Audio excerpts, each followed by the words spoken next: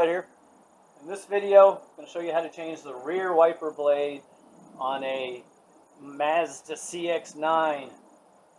This one's worn out, as you can see. But how do you get it apart?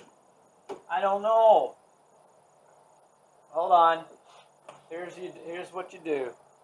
Back here, pull from the bottom. It's going to pop up. That's going to allow you to raise it. You then tip this back.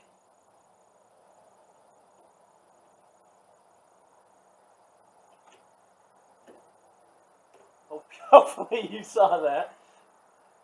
You're going to tip it back, it's going to pop up a little, and then you pop it out.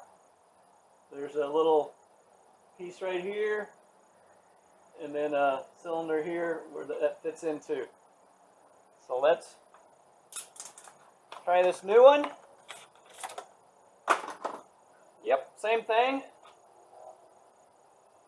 Line this up like so. Flip it down.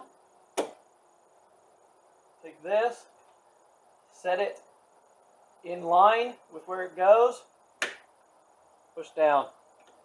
Voila. There you go. It's actually quite easy if you know how to do it. So, hope you found that helpful. If so, please like, subscribe, comment. Good luck with yours.